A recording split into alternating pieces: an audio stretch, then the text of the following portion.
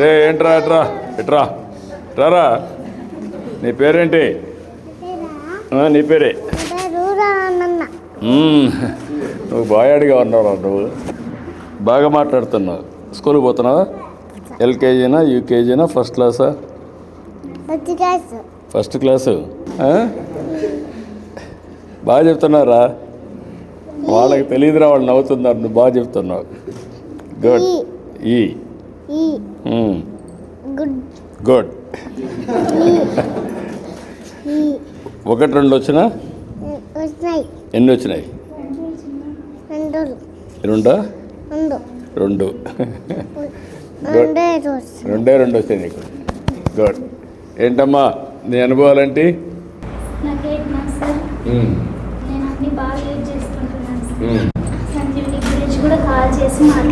నువ్వే చదువుకున్నావమ్మా? డిగ్రీ చేసే కాబట్టి ఈజీగా నువ్వే చదువుకున్నావమ్మా? చదువుకోలేదు, బాగానే నీకు అర్థమవుతా ఉంది. సంజీవిని ఫోన్ చేయడం ఎన్ని? నువ్వమ్మా 10th క్లాస్. బట్ ఫోన్ చేసుకోవడం, చూసుకోవడం, మెసేజ్లన్నీ. ఇప్పుడు దీంట్లో యోగా ఏమైనా మీరేమైనా ప్రాక్టీస్ చేస్తున్నారమ్మా? యోగా కానీ చేస్తున్నావమ్మా? నువ్వు కూడా చేసావమ్మా? నువ్వు చేస్తున్నావమ్మా? నువ్వు చేస్తున్నావా? చిన్న చిన్న యోగాసనాలు ఇది అన్నీ కూడా చేసుకోవడం. ఇప్పుడు సి సెక్షన్ కాకుండా నేచురల్ ప్రాసెస్లోనే రావాలి వస్తుంది. మీ భర్త కూడా ఇంట్రెస్ట్ తీసుకుంటున్నాడా? లేదంటే అందరినీ కట్టేసి పెట్టాలా ఎందుకంటే? అదేమ్మా. గుడ్. అందరూ కలిసి డిస్కస్ చేసుకోవడం, మాట్లాడుకోవడం అన్నీ జరుగుతున్నాయి. భార్య భర్త ఇద్దరు కలిసి. ఓకే.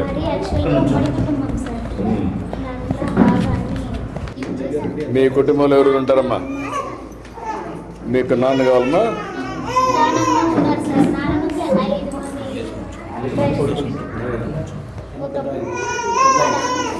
ఓకే.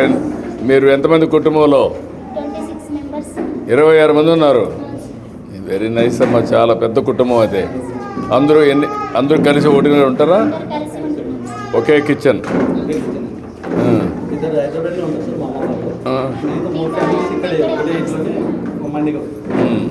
ఓకే అమ్మా. మీరు ఎంతమంది అమ్మా మీ కుటుంబంలో? మీ ఇద్దరైనా భార్య భర్తనా? అందరూ కలిసి ఉన్నారా? ఎంతమంది మీరు మొత్తం? 13 మంది కలిసి ఉన్నారా? Very nice. కొత్తగా ఇంటి ఇవన్నీ నేను ఇప్పుడు ఎక్కడా లేరు. నువ్వమ్మా? మీరు ఎంతమంది అమ్మా? 5 మంది కలిసి ఉన్నారు. చాలా సంతోషము. మీరు చూసినప్పుడు కొత్త అనుభూతి నాకు. నేను కూడా పెద్ద కుటుంబాలు ఉండాలని, పెద్ద కుటుంబాలని నేను కూడా ప్రోత్సహించాలని, అదే మరి టెక్నాలజీ బాగా ఉపయోగించారు మీరు. సంజీవిని బిగినింగ్ మాత్రం దీని రాష్ట్రం అంతా కూడా స్కేలప్ చేస్తాం. ఏ సమస్య వచ్చినా ఒక ఎక్సెప్షన్ అనేది దగ్గర ఇక్కడ నుంచి కోఆర్డినేట్ చేస్తారు. ఓకే. నువ్వు గవర్నమెంట్ నుంచా ప్రైవేట్ నుంచి వచ్చేప్పుడు? గవర్నమెంట్ ట్రైనింగ్ అయ్యావు. Okay sir. With your permission మీకు విపాడ్ రూమ్లో కేసు ప్రజెంటేషన్ ఉంటారు సార్. Hour deputy. నమస్కారం అమ్మా. నమస్తే అమ్మా. రండి కూర్చోండి. ఏం చెప్పండి? సత్యవతి డాక్టర్. ఎక్కడమ్మా? డిఎంహెచ్ఓ. Deputy DMHO. ఓకే. ఈరోజు ఒక లెర్నింగ్ సెషన్ సంజీవని ప్లాట్ఫామ్ మీద లెర్నింగ్ సెషన్ ప్లాన్ చేశాం సార్. ఎక్స్చేంజ్ ఆఫ్ నాలెడ్జ్ కూడా ఉంటుంది సార్. దీంట్లో పార్టిసిపేట్ చేయడానికి గైనకాలజిస్ట్ ఉన్నారు, పీడియాట్రిషియన్స్ ఉన్నారు, అలాగే మెడికల్ ఆఫీసర్స్ ఫ్రమ్ 7 PHCs ఉన్నారు సార్. వాళ్ళు కూడా వాళ్ళ experiences same kind of experiences face చేశారు. సో దీనికోసం ఈ ఒక కేసు గురించి డిస్కస్ చేయాలనుకున్నాం సార్. ఇది ఒక కాంప్లికేటెడ్ డెలివరీ కేసు. ఆస్పర్ PHCలో మా డాక్టర్ బాలకృష్ణ గారు డెలివరీ చేసి మదర్ని బేబీని ఇద్దరికి సేఫ్గా డిశ్చార్జ్ అయ్యేటట్లు చేశారు సార్. యాక్చువల్లీ జూన్ ఈ కేసు రీసెంట్గానే జరిగింది సార్. జూన్ 12వ తారీఖున ఒక 9 నెలల గర్భవతి కడుపు నొప్పిగా ఉంది అని రాత్రి పూట వచ్చింది సార్ ఇక్కడ PHCకి. స్టాఫ్ వెంటనే ఆమెను పరీక్షించి ఆమె ఇప్పుడిప్పుడే కాన్పు నొప్పులు మొదలైనవి, అంటే అర్లీ లేబర్లో ఉంది అని చూసి అడ్మిట్ చేసుకున్నారు సార్. ఆ సమయంలో ఆమె కండిషన్, బిడ్డ కండిషన్ అంతా బాగుంది సార్. తర్వాత ఆమెకు గ్రాడ్యువల్గా మెల్లమెల్లగా కాన్పు నొప్పులు ఎక్కువ అవుతూ వచ్చినాయి సార్. 12 గంటల సమయంలో ఆమెకు మెంబ్రెన్స్ రప్చర్ అని చెప్తాం సార్, అంటే ఉమ్మనీరు బయటకు వచ్చింది. సో ఆ ఉమ్మనీరు మామూలుగా అయితే కలర్లెస్ ఉంటుంది sir, or light pale yellow colour ఉంటుంది, కానీ ఈమెకు గ్రీన్ కలర్లో ఉంది సార్. అలా గ్రీన్ కలర్లో ఎప్పుడు వస్తుంది అంటే పుట్టబోయే బిడ్డ తల్లి గర్భంలోనే మోషన్ పాస్ చేస్తే అప్పుడు గ్రీన్ కలర్ అయిపోతుంది సార్.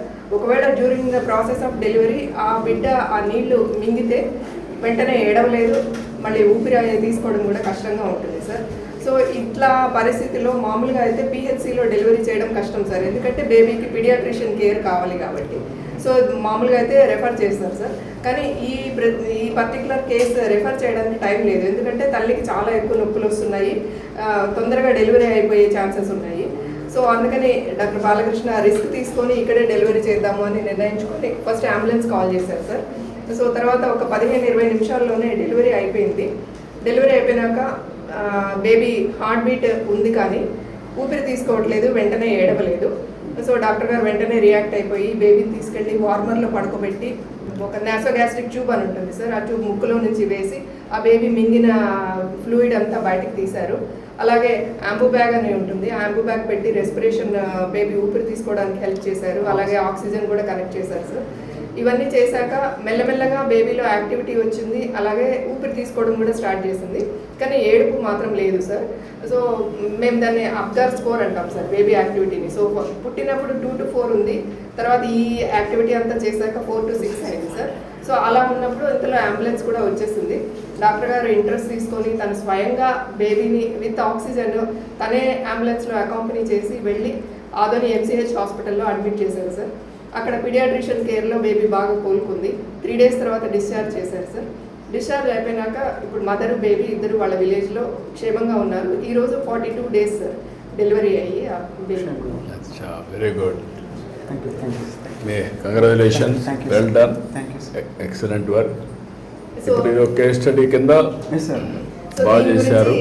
పిహెచ్సి లెవెల్లో ఇంకా ఏం చేస్తే మదర్ బేబీ సేఫ్గా ఉంటారో అని గైనకాలజిస్ట్ వాళ్ళు టెలిహబ్లో ఉన్నారు సార్, వాళ్ళు వాళ్ళు మాట్లాడతారు సార్. కొన్ని ఏంటమ్మా మీరు overall online, can you carry on now?